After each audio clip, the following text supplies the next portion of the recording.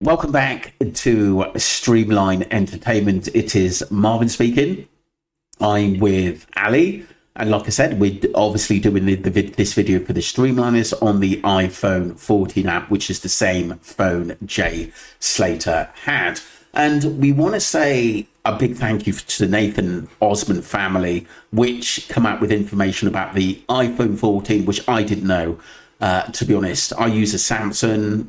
What phone do you use, Ali? I think you've got a Samsung as well, haven't you? I have, yeah, but I picked up on what they were saying, which was really useful. And thank you very much, Osman family, and sorry for your loss and everything that's happened to your family. Yeah, thank you very much for that, Ali. And some of the points which the information you sent, I'll just read out quickly. It's just that the public and the Streamliners know about the health details on the phone. Personalize your experience and your name, date of birth, and other basic information to health details. To edit the details, tap summary, tap your picture of initials, and right tap health details. So you can download your health details, or you know, like your blood pressure and stuff like that. I didn't actually realize how much, Ali, this could sometimes even save your life on a phone. Well, yeah, it should have saved Jay's life, because that health app works even if the phone is not on, even if it's not working.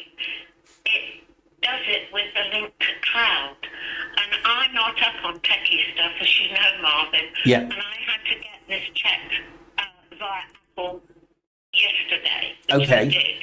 And I screenshot it all and sent it across to you this morning. So I've only just had briefly look at it, but it's very interesting. And what the two mobile phone people said at Jay's inquest is what they didn't say, which interests me.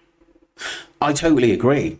I totally agree with that. Considering all the information that the Nathan Osman's family got from his iPhone was just completely unbelievable.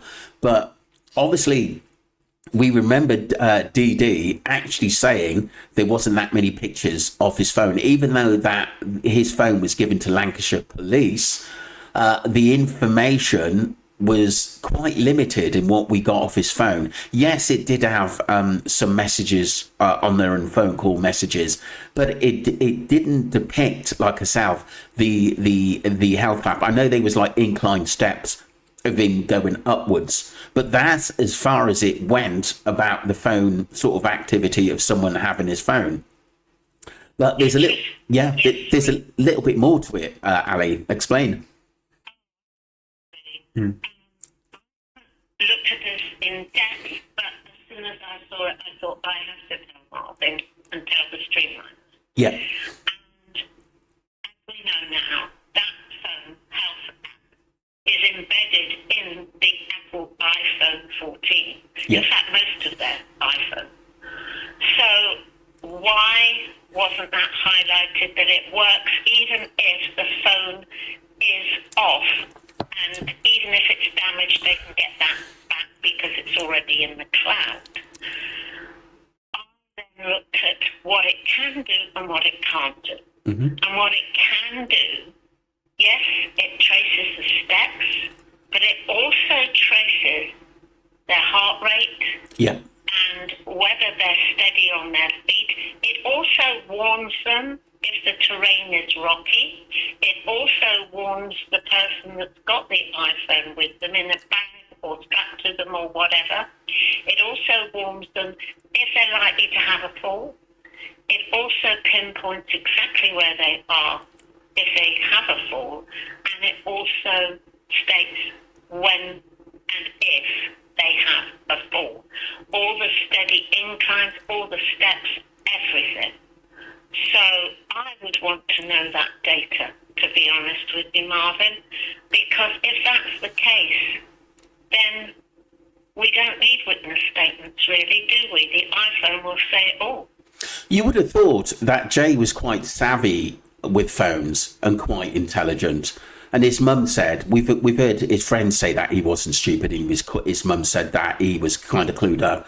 and that if he had any problems, he would have rang, or she suspected his friends to actually ring her if Jay had a problem, which we know that didn't happen and why it didn't happen. But I thought the phone was actually crucial in this case, but the lack of information that come out explains it a lot at the end of the day. And I think they expected us to say, yes, all right, we'll go with this. And basically this is stamped as to what happened and what we got out of this phone. But when we look at the cases of people fighting for justice of a loved one, of something that happened to them in Spain, like the Nathan Osman, where he was basically found dead down a cliff, which is just so awful. But look at the information they managed to get off his phone, basically that there was no way he was walking due to the speed on the iPhone that at some stage tell us that he was in the car and wasn't walking. That is just absolutely bizarre. And obviously people are going to ask, well, Jay's phone, which switched off, so how would he know that he was going to die and fall? But what is it? That information is still recording, because it's, even though that phone is off, because it's connected to cloud. That's been a real I wouldn't have thought that was possible, but it is, and that is what happens for an iPhone 14. And thank you, Apple, for that information, because that is all recorded. Yeah. So why wasn't that read out at the inquest? That would be what I would want to know. And there is a couple more things, but I haven't had a chance to look at them, to be honest with you, Marvin. Yeah. But this, and I think one of the streamliners that also backs me up on this, because they've been sending me messages about the iPhone as well. Yeah. So thank you, streamliners. Again, we thank our membership. But we only want justice for Jay. And it would then tell us if he was unsteady on his feet. The phone would automatically alarm people and himself, even if it was switched off, and I can't believe that's possible, but apparently it is. So, you know, it's going to tell us a lot more. I think a lot more is needed in looking at the iPhone. I've sort of have done recent videos just before this one, Ali, of, like I said, we've reached a crossroads where it's up to those people who know a lot more about what happened to Jay. Not only that, but what's happened to themselves as well by being in Masca. And like I said, until we've, you know, it's all right getting, as I've said, emails and basically messages, this has happened to me, but like I said, obviously we can't put it out or put names out there because of protecting that person. But it's up to that person to actually go to the police and report it themselves and who was involved. That's very important, because as a channel, we can only do so much unless we get some kind of confession. You know, there's not a lot more we can do with this case. And that was one of the reasons, Ali, you know, you've said to yourself, look, you know, I don't want to keep talking about the case as much as I did before, but I appreciate you coming on. You're talking about, obviously, because it is Jade's phone, and it's very, very important that we put this information out there.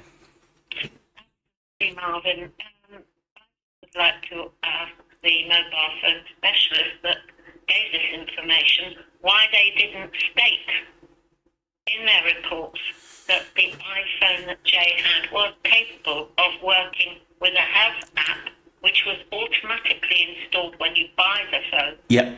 Why that information had been not put out there? It just doesn't make sense to me. It's like most of the case, it doesn't make sense. To be honest with you, we talk about the witnesses in the first coroner's court that didn't turn up and denied who they was. Surely for any coroner or police, that would send out alarm bells in why they don't want to be contacted. It's their more than meets the eye. And we keep going back to MWT and the information he got, and mentioned the underworld and Ruggs, and he'd only been there a couple of days. So who was feeding his information? He must have been talking to people that knew Jay or knew what the strip was about, because apparently I was told that he was sort of walking in and out of bars trying to get as much information as possible. And some people are going to talk. Some people are going to say, well, if you give me 20 euros or get us a few drinks or give us some money for drinks, we'll feed you information, because we do know through crimes the last 30, 40 years, family, friends who were looking for loved ones or people that have gone missing out there have got information on cases at the end of the day. And, you have to wonder as well, why Debbie didn't go out and search when she could have done. I know obviously Warren was out there and doing what he could, but like I said, most of the basically the main questions were aimed as Debbie leading technically the investigation into what happened to her son. I wished we had Warren's thoughts about more about him and what he really thought, because like I said, I thought it was just dominated by Debbie, which is fair enough. That is down as an accident now. I've always said that if they respect that, then it is what it is, but it doesn't mean that other people are going to believe in that as well. No, well, I think there is more to it, to be honest. I think it stems much more before he went to Tenerife than what happened in Tenerife. Because the lad didn't want to go, did he? He had to be persuaded to go, I believe.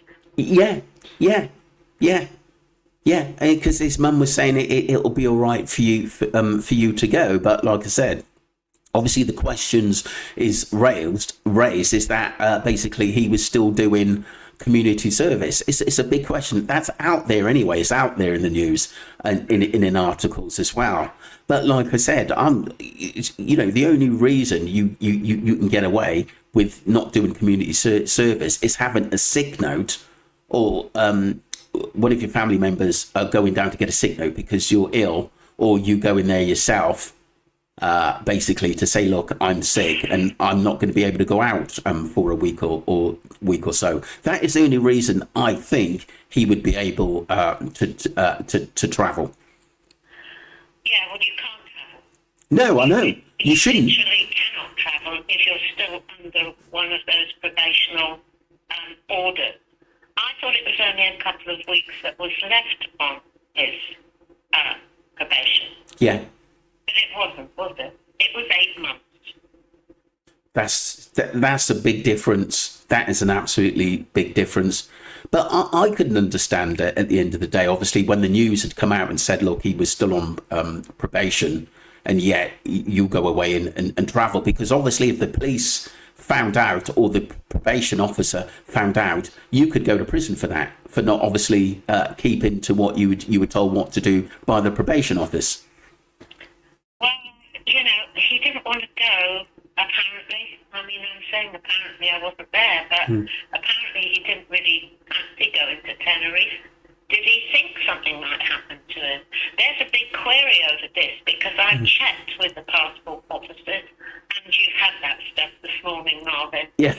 Definitely not allowed to travel abroad unless you have permission from the probation officer that's in charge of your case. Yeah. So I wonder, is there more to this story than meets the eye? But it's everything in this case is questionable. It's like I said, we've obviously sat back on a lot of things which have been happening recently. I've mentioned that obviously the trolls are back out again, and they're trying to sort of basically play one against the other, and you get trolls jumping into people's DMs and just spreading rumours. I had basically, I respect every channel. I was talking about the Jay Slater. I may not see eye to eye, but I respect what Wax is doing.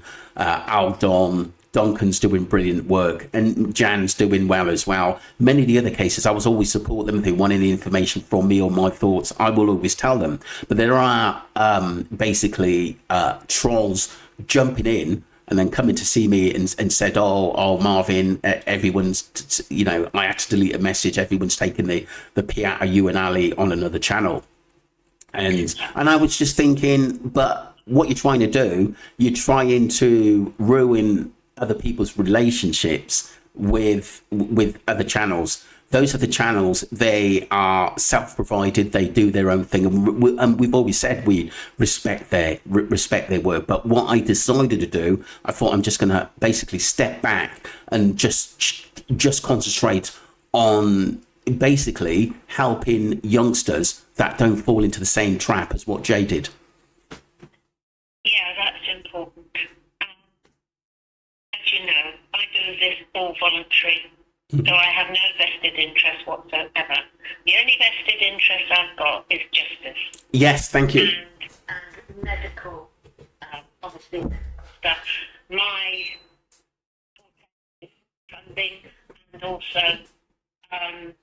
rheumatology. But, I mean, I did research, so that, I mean, you collared me to do the research. Thank you. Yeah. That was two years ago.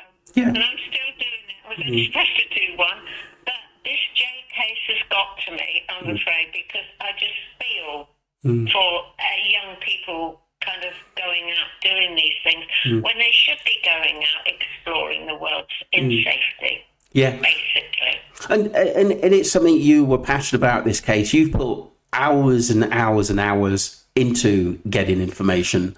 And to be honest, you've had a lot more people come to you because they feel that they can talk to you, people in Tenerife, people who just want to discuss the information. And some of the information has been very, very alarming, which we couldn't put out there. We can never put out on YouTube.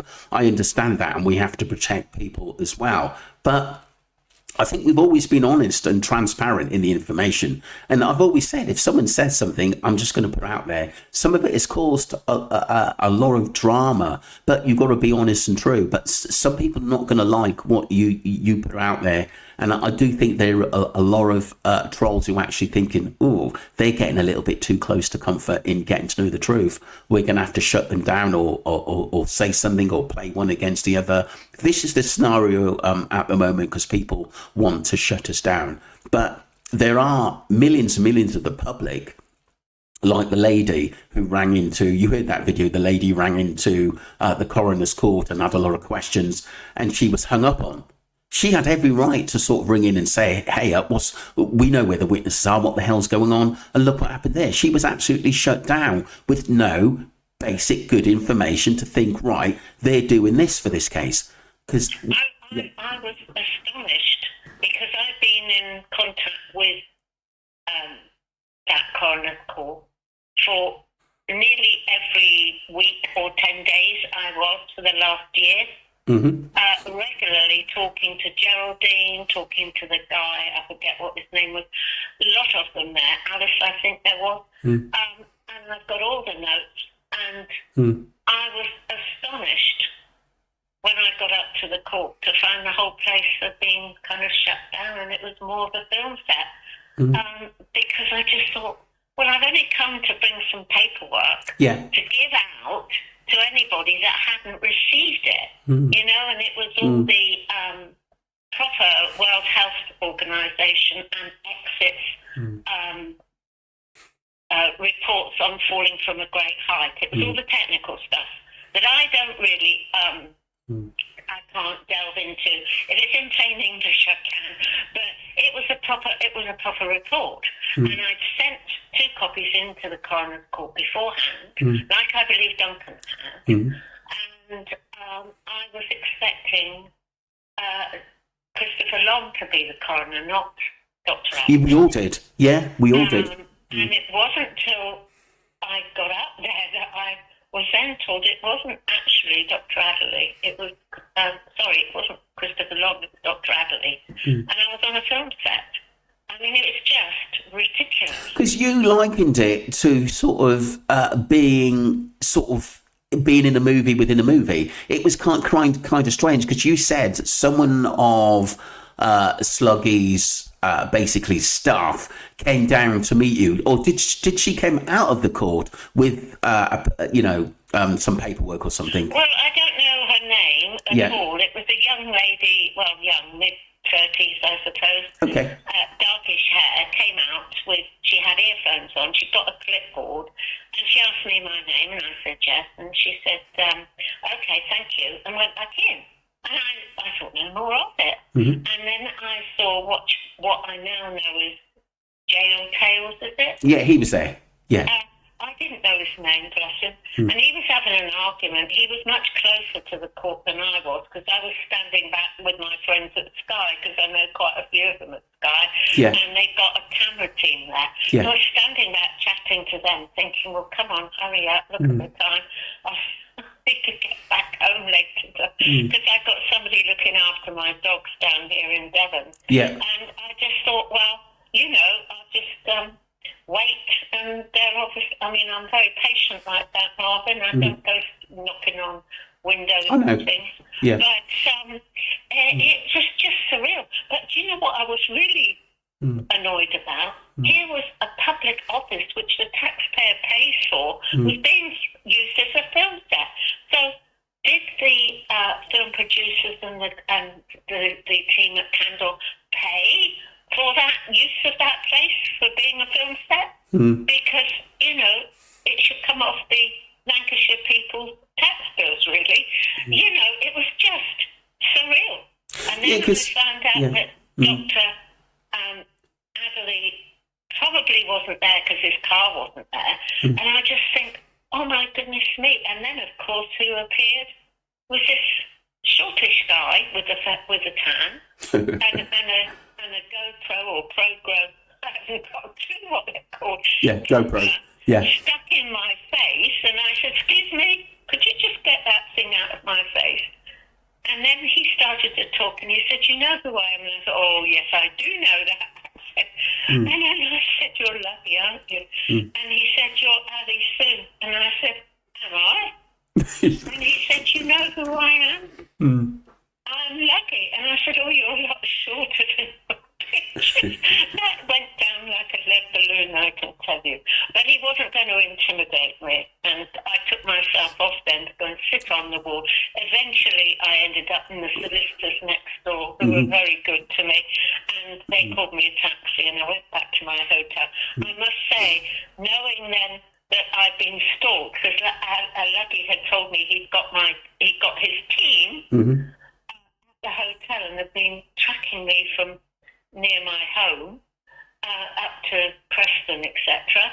And I just thought, oh my God, I've got to sleep here tonight, knowing that they're outside. So I must admit that I put all the hotel chairs right underneath the doors and things to stop anybody coming in.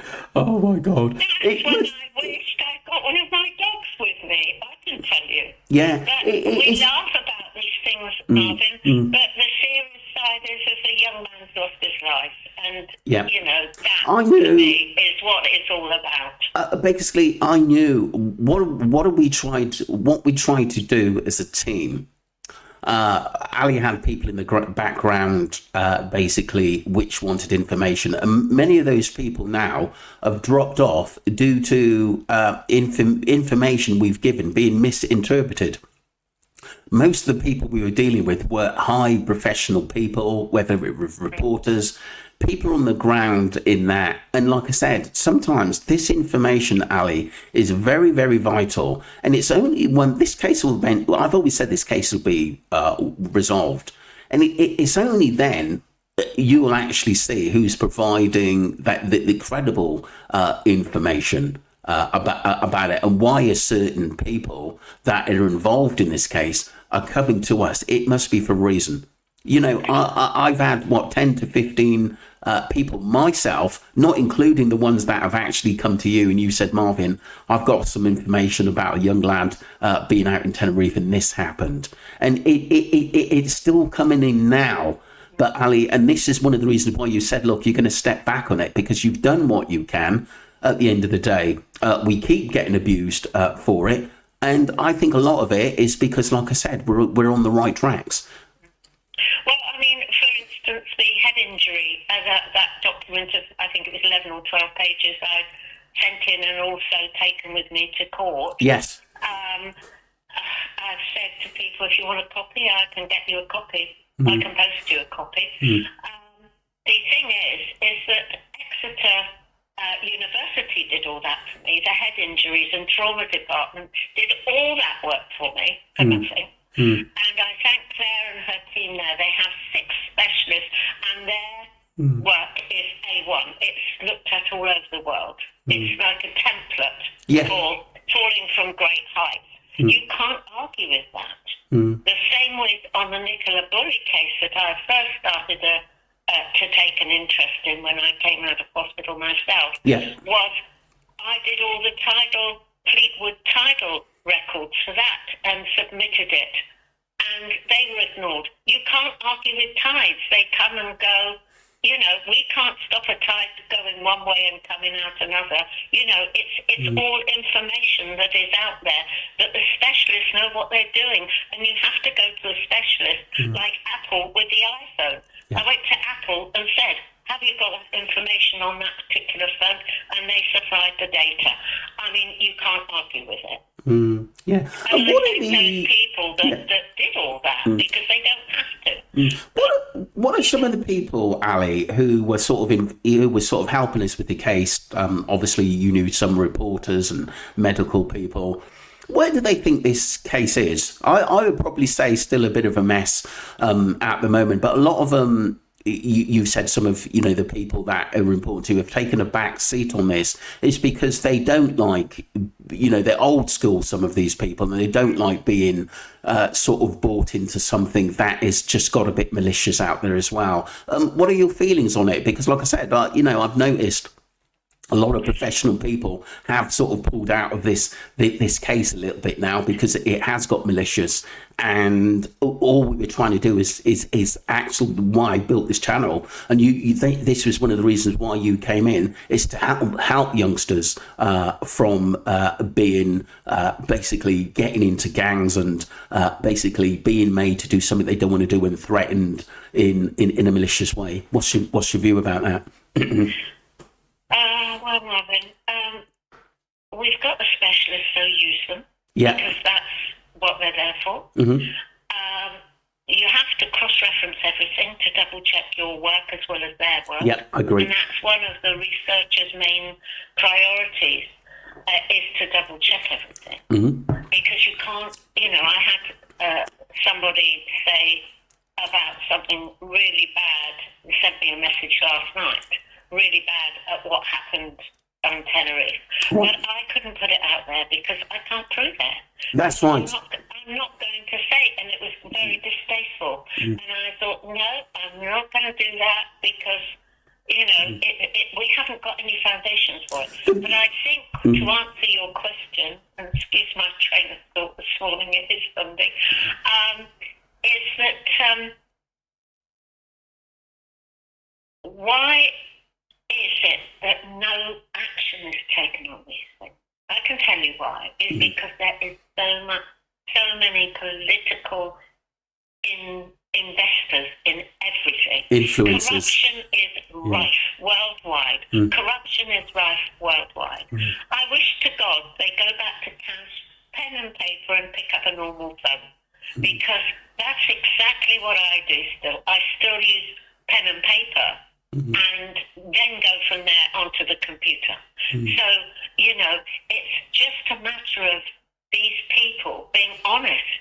But a lot of them are too frightened too, because if I do that, I'll get my planning permission turned. Of course. Or my life will, I've got to do, the people only want to go to work and do their job and come home again safe. They don't want to get involved in this stuff.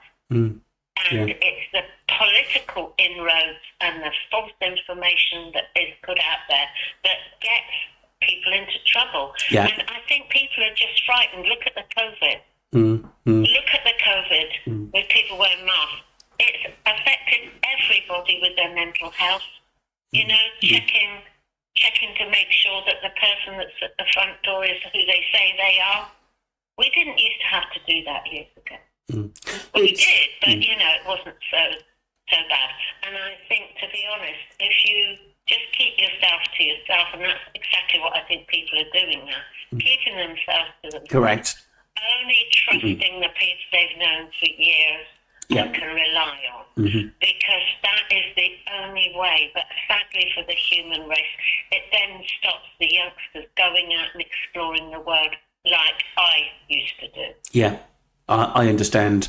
And like I said, one of the reasons, why I started still keep talking about the Jay Slater case, is just to put pointers out there. If people, like I said, if you haven't got anything in concrete, yes, we've got some dark messages. Yes, there were other people taken up to Masker that they don't want their names put out there. What can you do? Some of them don't even want it to go to the police, or their names go into the police, just in case they're questioned about it and someone else nasty finds out about it and then they take a kick in or worse.